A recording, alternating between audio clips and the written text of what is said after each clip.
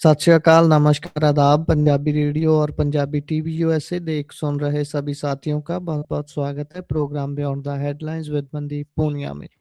इस प्रोग्राम में सीनियर पत्रकार मनदीप पूनिया जी का साथ होता है और देश विदेश के साथ जुड़ी हुई अहम खबरों पर होती है बातचीत। करते हैं सबसे पहले पूनिया जी का स्वागत। बहुत बहुत स्वागत है जी। जी, शुक्रिया, नमस्कार, सत श्री अकाल, आदाब। सत श्री अकाल, आदाब। रुख करें खबरों का तो सबसे पहली खबर पर अगर आए तो यूजीसी को लेकर जहां आज सुप्रीम कोर्ट ने इस पर नए नियमों पर रोक लगा दी है, तब्दीली पर, वहां ही यूपी में बवाल पूरा चल रहा है इन नए नियमों के खिलाफ। हाँ जी, ये बिल्कुल 2 अलग-अलग खबरें हैं और दोनों ही हमने आज मुख्य खबरों के तौर पे इन दोनों खबरों को लिया है। पहली खबर जो जी। है वो उत्तर प्रदेश और जो हिंदी बेल्ट है वहाँ से आई है। इसमें उत्तर प्रदेश में तो बहुत ज़्यादा बवाल हो रहा है। उत्तर प्रदेश में तो जो ब्राह्मण हैं वो लगातार और जो ठाकुर हैं वो सड़कों पे उतरे हुए हैं। आज मैं देख रहा था कि कौशाम्बी में प्रदर्शनकारियों ने प्रधानमंत्री को अपने खून की चिट्ठियां लिखी हैं और जो बीजेपी के जो जिले लेवल के नेता हैं वो भी बहुत सी जगह पे इस्तीफा दे रहे हैं। देख रहे थे रायबरेली से लेकर और बनारस तक बहुत सारे बीजेपी के जो पदाधिकारी थे डिस्ट्रिक्ट लेवल के उन्होंने इस्तीफे दिए हैं।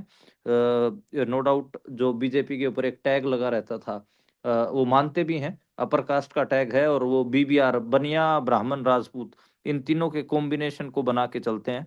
तो उसी वर्ग से बहुत सारे इस्तीफे भी बीजेपी को हो रहे हैं और बीजेपी इसमें दिख भी रही है थोड़ा बैकफुट पे। और जो इक्विटी कमेटी बनाई गई थी, इसमें ओबीसी, एससी, एसटी समुदाय के लोग शामिल होंगे।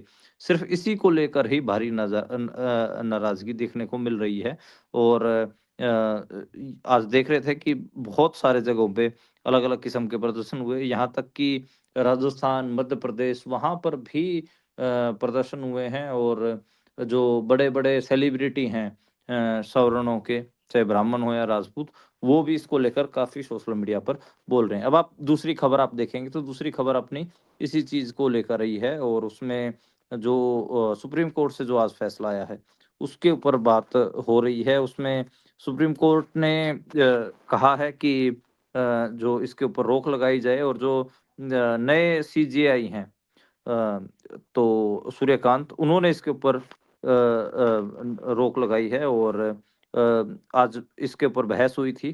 तो जस्टिस सूर्यकांत और जस्टिस जय माल्या की जो बेंच थी उसने कहा कि इसमें जो प्रोविजंस हैं वो स्पष्ट नहीं है, इनका गलत इस्तेमाल हो सकता है। अब दिक्कत ये है कि जो ये पूरा मामला था, ये सुप्रीम कोर्ट की एक सुनवाई के दौरान ही सुप्रीम कोर्ट ने ही यूजीसी को बोला था कि भाई आप गाइडलाइंस बनाओ। तो उन्होंने इक्विटी कमेटी बना दी और उसके ऊपर और इसमें 2 आपको केस याद करवाता हूँ। एक तो जो पायल लड़की जिसने मुंबई में सुसाइड किया था और दूसरा रोहित वेमुला। उन दोनों की जो मदर्स थी, माताएँ थी, वो सुप्रीम कोर्ट गई थी। उन्होंने कहा कि ठीक है कि हमारे बच्चे तो उनको जो जाति की गालियाँ दी गई इसकी वज़ह से वो तो सुसाइड कर गए, ठीक है? और जो दूसरे बच्चे हैं दलित समुदाय से या ओबीसी समुदाय से, उनके साथ ऐसा ना हो, इसका आप प्रावधान करिए। तो सुप्रीम कोर्ट ने फिर यूजीसी से पूछा, बताओ भई आप लोगों के क्या पास क्या है इन सब चीज़ों को रोकने के लिए? तो यूजीसी वाले अपनी गाइडलाइंस को ले आए जो कि साल 2012 की थी। तो सुप्रीम कोर्ट ने खुद ही कहा था कि नहीं-नहीं ये सफिशिएंट नहीं है, आप इसमें कुछ और भी करो। तो उन्होंने एक इक्विटी कमिटी बना दी। उस कमिटी में ये कहा कि जो एससी-एसटी समुदाय और ओबीसी समुदाय से भी उसमें एक-एक मेंबर होगा। सिर्फ़ इतनी सी बात थी। और उसमें उसको लेकर पता नहीं किसने ये चिंगारी भड़काई कि देखिए जो अपर कास्ट के जो स्टूडेंट्स हैं उनके साथ तो बहुत अन्याय हो जाएगा यूनिवर्सिटियों में अगर ये लागू हो गया। तो उसके बाद सारा ये आंदोलन शुरू हुआ था। अब सुप्रीम कोर्ट में इंटरेस्ट मज़ेदार बात ये है कि सुप्रीम कोर्ट ही ने इसके ऊपर स्टे लगा दी और कहा नहीं-नहीं इसमें स्पष्ट नहीं है, भेदभाव की परिभाषा ये ठीक नहीं है। हमें जाति-विहीन समाज की दिशा में जो अब तक जो हासिल किया है, क्या हम उससे उल्टी दिशा में तो नहीं ले जा रहे? ये जस्टिस सूर्यकांत शर्मा के ये जो बयान है। अब सूर्यकांत को लेकर जो चीफ जस्टिस ऑफ इंडिया हैं, उनको लेकर काफ़ी बात हम पहले भी कर चुके हैं कि वो किस किस्म से बीजेपी, आरएसएस जो आइडियोलॉजी उससे ही आते हैं। तो उन्होंने वो दिखाया भी और वो जो पूरा मामला है उसमें। ख़ैर अब देखते हैं कि अगली जो सुनवाई होगी उसमें क्या होगा, लेकिन यूजीसी तो अपने आप को आज डिफेंड नहीं कर पाया है। और ये जो नियम है ये भी कोई बहुत पुराने मतलब कोई जी, नए नहीं है, जी। पुराने ही हैं। उधर इसमें अगर बात असम के जी, जी, जी। हाँ, ये जो नियम है ये पुराने ही हैं, कोई नए तो हैं नहीं। तो ख़ैर देखते हैं कि ये जो पॉलिटिक्स है किधर जाएगी। जी। अगली बात असम के सीएम के बयान की करें तो हेमंत विश्व शर्मा जो हैं वो सीधा ही बयान दे रहे हैं, मतलब कोई लुकी छिपी बात ही नहीं रही अब इस देश में, कि बोल रहे हैं कि मियाँ लोगों को तंग परेशान करो, मैं और बीजेपी इनके खिलाफ हैं। देखिए ये थोड़ा अजीब है कि एक सूबे का मुख्यमंत्री शरेआम ये बात बोल रहा है कि भाई आप जो सूबे का जो मियाँ समुदाय है, मियाँ समुदाय से मतलब ये है कि ये लोग बीजेपी के लोग मुसलमान समुदाय को मियाँ बोलते हैं, मियाँ लोग। तो कह रहे हैं कि इन मियाँ लोगों को खिलाफ आप खूब वो करिए, इनको तंग करिए। बीजेपी और मैं भी इनके खिलाफ ही हूँ। अब जो तंग करने का मामला है, तंग करने को जो प्रोत्साहित कर रहे हैं मियाँ लोगों, मुसलमानों को, एक सूबे का मुख्यमंत्री कह रहा है कि आप तंग करो। तो मतलब तंग करने से क्या भाव आपको पता ही है कि उसके रिपरकशंस क्या होते हैं। और असम में देखा भी गया है कि कितनी मॉब लिंचिंग्स हुई हैं और किस किस्म से मुसलमानों के साथ वहाँ पे अत्याचार हुए, वो सारी मामला है। अब ये बड़ा अजीब है कि हेट स्पीच की जो कल रिपोर्ट की बात कर रहे थे उसमें, हालाँकि उत्तराखंड के जो मुख्यमंत्री हैं पुष्कर सिंह धामी, वो टॉप पर थे, पर दूसरे नंबर पे यही हेमंत बिस्व शर्मा थे। तो अब ये दिख भी रहा है और जी। असम में इस 5 महीने बाद चुनाव होने जा रहे हैं।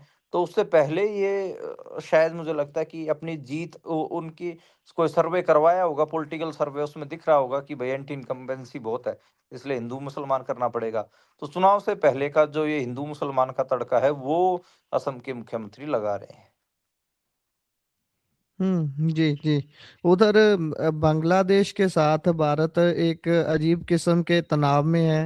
अलग-अलग किस्म की बातें भी चल रही हैं, क्रिकेट तक ये माजरा पहुँच गया है, लेकिन अडानी को कौन रोके? अडानी जी तो खूब बिजली सप्लाई कर रहे हैं। हाँ, बिल्कुल आप सही कह रहे हैं। इधर दिल्ली और उधर ढाका, दोनों के बीच जी। रिलेशंस में खटास तो है ही है। और अडानी ग्रुप लगातार बांग्लादेश में बिजली की सप्लाई को बढ़ा रहा है। सही कह रहे हैं। मतलब जो बायलैटरल जो दोनों मुल्कों के बीच में रिलेशंस थे, बायलैटरल रिलेशंस में कड़वाहट आई है, ये भी स्पष्ट है।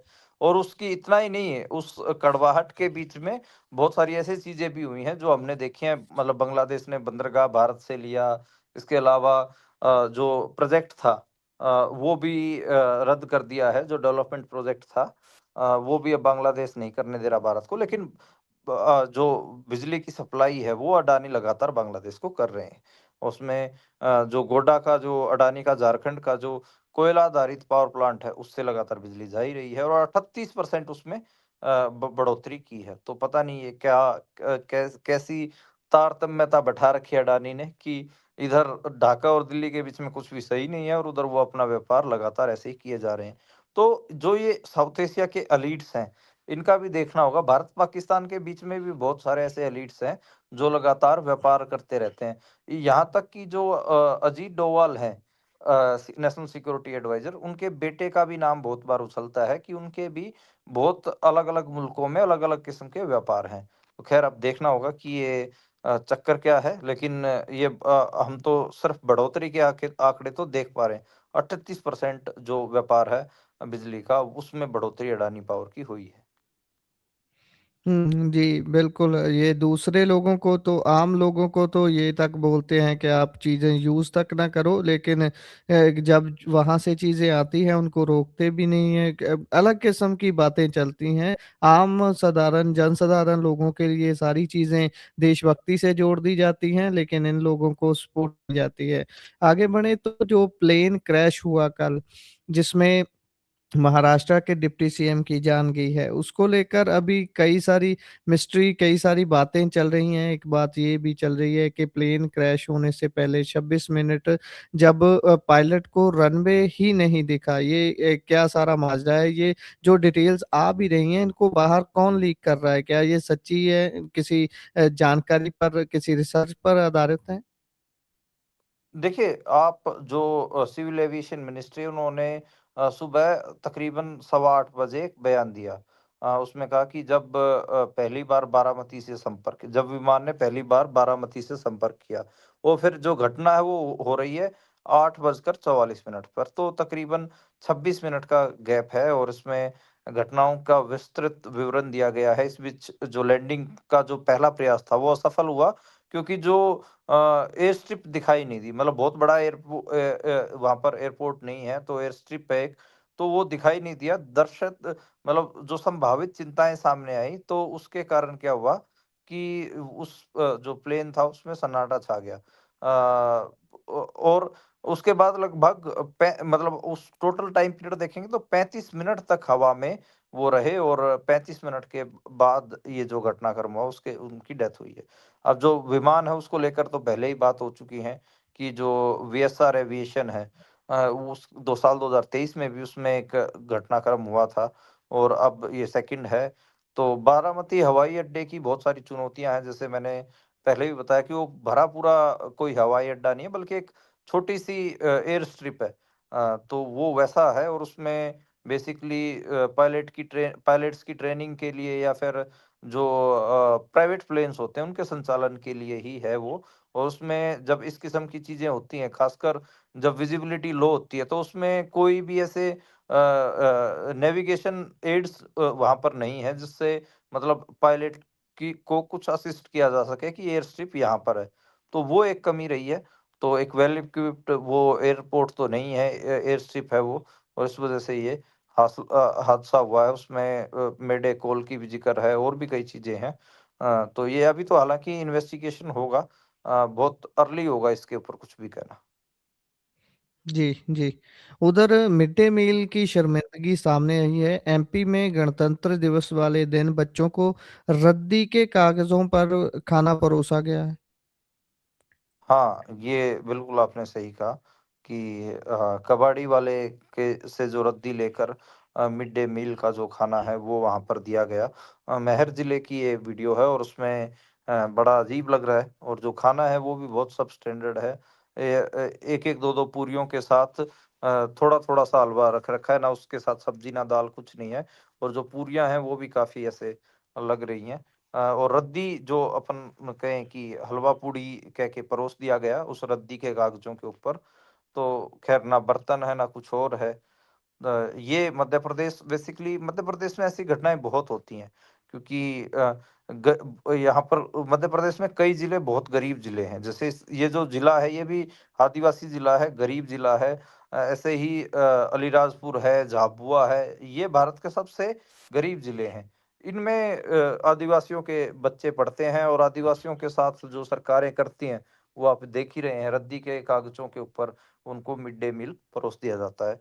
तो एक तरफ गणतंत्र दिवस मन रहा था और दूसरी तरफ जो आदिवासियों के बच्चे हैं उनके साथ इस किस्म का व्यवहार हो रहा था। जी। क्रिकेट जिस कदर पॉलिटिक्स की भेंट चढ़ी हुई है, उसका नतीजा तो हमने बीते दिनों में देखा ही है कि कैसे बांग्लादेश स्टेप बैक कर जाता है इस कुछ शर्तों की वजह से। तो इसको जो हो रही पॉलिटिक्स है, इसको कैसे देखा जाए? वो भी खेल के क्षेत्र में। देखिए, ये तो अपने आप में एक बड़ा सवाल है कि कैसे राजनीति ने क्रिकेट को बंधक बना लिया है। बंधक बनाने का मतलब ये है कि क्या जो आपकी लोकल पॉलिटिक्स है, क्या वो खेल के ऊपर हावी हो रही है? तो इस मामले में मैं कहूँगा कि हाँ, बिल्कुल हावी हो रही है और उसमें कई बार हम इस बारे में बात कर चुके हैं कि कैसे कुछ जो नौटंकी टाइप के बाबा हैं, उन्होंने कहा कि नहीं, नहीं बांग्लादेश के खिलाड़ी को नहीं खेलने देंगे और सरकार ने बीसीसीआई ने मान भी लिया। और वो आप लोगों के ही बाबाओं को अगर थोड़ा-सा आप धमका देते तो वो चुप बैठ जाते। ख़ैर अब इसमें यही है कि एक साउथ एशिया का एक और देश, पहले पाकिस्तान के साथ आपने फाने फँसा रखे थे कि जब एशिया कप हुआ तो भारत ने कहा कि हम पाकिस्तान में नहीं खेलेंगे। क्योंकि भारत का जो क्रिकेट बोर्ड है वो स्ट्रॉन्ग है, बीसीसीआई और आईसीसी में भी जो भारत का कब्ज़ा है, इस वज़ह से पाकिस्तान को जो मैच है, जो पाकिस्तान में होने थे, वो दुबई में खेलने पड़े। सेम डिमांड तो बांग्लादेश भी कर रहा था कि भाई हम श्रीलंका में खेल लेंगे भारत के साथ मैच, भारत में खेलने नहीं आएँगे। लेकिन हुआ क्या, अब क्योंकि कब्ज़ा भारत वालों का है तो उन्होंने कह दिया नहीं, नहीं ऐसा होगा ही नहीं और टीम को स्क्रैच कर दिया। तो अब मामला यहाँ तक पहुँच गया है कि जो बाहर कर दिया गया। इसमें जो ये पूरा विरोधाभास है सारा, इसको लेकर जो साबका ऑस्ट्रेलिया के एक्स क्रिकेटर हैं जेसन गिलेस्पी, उन्होंने भी इशारा किया। उन्होंने सोशल मीडिया पे ये सवाल उठाया है। जेसन गिलेस्पी ने लिखा है कि भारत पाकिस्तान में खेलने से मना कर सकता है, तो बांग्लादेश को वही अधिकार क्यों नहीं दिया गया? हालाँकि बाद में जब ट्रोलिंग शुरू हुई तो फिर उन्होंने अपना पोस्ट हटा लिया। और ट्रोलिंग भी आपको पता है कि कौन लोग करते हैं, भक्त लोग करते हैं। तो एक ऑस्ट्रेलियन इतने बड़े क्रिकेटर को अपना पोस्ट हटाना पड़ रहा है। ऑस्ट्रेलिया आईसीसी के ऊपर पहले भी बोलता रहा है। असल में 90% जो आईसीसी की जो इनकम है वो इंडिया से आ रही है। तो इस वजह से आईसीसी भी बहुत दबाव में है, और उस पे नो डाउट जैसा का जो अमित शाह के बेटे हैं, जैसा उनका कब्जा तो है ही। तो बीसीसीआई बेसिकली बहुत मनमर्जी चला रही है, और उसके कारण जो क्रिकेट है उसके ऊपर कहीं न कहीं असर हो रहा है। दक्षिण साउथ अफ्रीका से भी कई आवाज़ें निकली हैं, और इंग्लैंड के भी कई खिलाड़ी इसको लेकर बोल रहे हैं। लेकिन बांग्लादेश का की जो बात है वो नहीं सुनी गई अब। जी। उधर बात सोनम वांगचुक की करें तो जिनको 100 से भी ज़्यादा दिन हो गए हैं जोधपुर जेल में, उनका पानी जो वहाँ का जोधपुर जेल का पानी है, उसकी वजह से पेट खराब हो गया है। हाँ, ये बड़ा अजीब है कि एक वो कोई क्राइम करके तो गए नहीं हैं, पॉलिटिकल प्रिज़नर हैं, और उनके साथ उनको जो पानी दिया जा रहा है, वो खराब पानी दिया जा रहा है, और उनका जो पेट खराब हुआ है, और 21 बार उनको दिक्कत पानी से अब तक हो चुकी है। लेकिन ख़ैर सुप्रीम कोर्ट में उनका मामला भी पहुँचा है। लेकिन मेरे को लग नहीं रहा कि सरकार इस चीज़ को लेकर सीरियस है। क्योंकि सीरियस होती तो सोनम वांगचुक की इन्वेस्टिगेशन अब तक हो चुकी होती। सोनम वांगचुक का जो वहाँ पर हुआ, वो तो अलग जगह पे सत्याग्रह कर रहे थे। जो लेह लद्दाख में जेनजीज़ ने किया है, उससे उनका कोई लेना-देना भी नहीं था, लेकिन फिर भी जेल उनको काटनी पड़ रही है। और अभी सुप्रीम कोर्ट ने कहा है कि जो जोधपुर सेंट्रल जेल है, उसमें जो एक्सपर्ट्स के पैनल हैं, वो जाके वहाँ पर पानी चेक करेंगे। और जी। हाँ, कोर्ट को काफ़ी ऐतराज़ इस बात से रहा है। जेल हालाँकि ये कह रही है कि हमने तो 21 बार जाँच कर ली, कुछ हो हुआ नहीं, ये नहीं हुआ, वो नहीं हुआ। तो ये बड़ा कह रहे हैं। इवन जो वहाँ एक्सपर्ट के पैनल को कोर्ट ने दिखाया, तो उसमें ये निकल के आया कि जो जेल वाले हैं, वो जो पुरानी रिपोर्टें हैं, उन्हीं को कट कॉपी पेस्ट कर रहे हैं, नई रिपोर्ट कर ही भी नहीं रहे। तो ख़ैर यही है कि जो लोग कह रहे हैं कि जो देशभक्ति और राजनीति है, उसको मिलाया जा रहा है, और उसके मिलावट के कारण सोनम वांगचुक जैसे जो लोग हैं, ईमानदार लोग हैं, वो जेलों में बैठे हैं। जी। उधर देहरादून से उत्तराखंड से एक बार फिर से वही फिरकूवाद वाली खबर आई है। कश्मीरी, ये कश्मीर नहीं है, इन्हें मार दो बोलकर कश्मीरियों को फिर से पीटा गया है। नाबालिग का हाथ तोड़ दिया।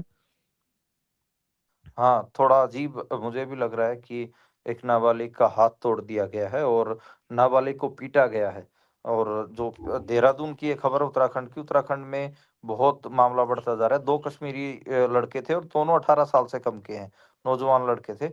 दोनों को दुकानदारों ने रोड से पीटा है, और अगर कहें कि उनको गाली-गलौज की गई, उनको ये बोला गया कश्मीरी है, मारो इनको, पहलगाम में इन्होंने ये किया, वो किया। और बुरी तरीके से जो बच्चे हैं ज़ख्मी हो गए, और हाथ भी मतलब टूट गया है। जो वहाँ पर जो सीसीटीवी वगैरह हैं या वीडियोज़ बने हुए हैं, उनमें सुनाई दे रहा है कि ये कश्मीर नहीं है, यहाँ कश्मीरी नहीं चलेगी, ये मुस्लिम हैं, इनको ज़िंदा मार दो। तुमने पहलगाम में हमारे लोगों को मारा है, अब हम तुम्हें बताएँगे, हम तुम्हें मारेंगे। तो ये सब जो आवाज़ें हैं वहाँ पर उन वीडियोज़ में सुनने को मिल रही हैं। और जो वो जो लोग हैं बेचारे, दोनों जन हैं, वो काफ़ी इसमें सदमे में भी हैं, और बहुत ज़्यादा चोट उनके ऊपर लगी हुई है। तो पुलिस कह रही है कि हमने आरोपी दुकानदार को गिरफ्तार कर लिया है, पर गिरफ्तार करने से होगा क्या? आपने जो ज़हर है, आपके सूबे के मुख्यमंत्री ने इतना भर दिया है कि आम आदमी अब हमलावर हो जा रहा है। अगर वो कश्मीरी है या मुसलमान है, उसको मारने के लिए दौड़ रहा है, ये कहाँ का न्याय है? तो कहाँ आपने चीज़ों को पहुँचा दिया है? तो अपने आप में जो देहरादून जो उत्तराखंड है, वो चीज़ों को लेकर उसमें घेरे में बना रहता है और विवादों में बना रहता है, और सबसे बड़ा मामला तो यही है कि वहाँ पर लगातार मुसलमानों के ऊपर हमले हो रहे हैं।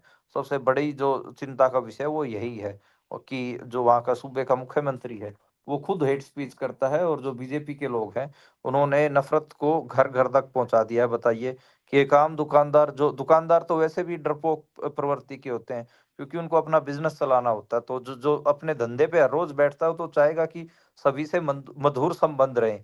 लेकिन एक दुकानदार भी इतना एग्रेसिव हो जा रहा है, और वो नाबालिग बच्चों के सर तोड़ दे रहा है, हाथ हाथ तोड़ दे रहा है। तो अपने आप में ये चिंता का विषय है। जी, जिस स्टेट का मुख्यमंत्री ऐसी टुच्ची बातें करता हो, जिसका नाम बोलता हो कि वो बेवकूफ़ी वाले बयान देता है, तो वहाँ की जो प्रजा है उसमें भी तो असर दिख नज़र आएगा ही ना। हालाँकि पूरा कसूर प्रजा का बिल्कुल भी नहीं होता, उसको उस साइड शो किया जाता है प्रोपेगेंडा चलाकर।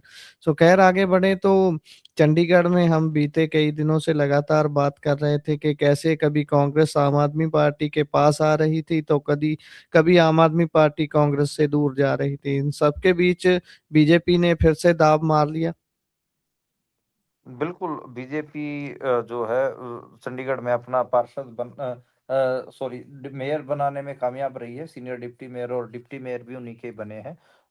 सौरभ जोशी, जसनप्रीत सिंह और सुमन शर्मा, ये तीनों बीजेपी से संबंधित हैं। हालाँकि कांग्रेस और आम आदमी पार्टी के पास पहले वोट ज़्यादा थे।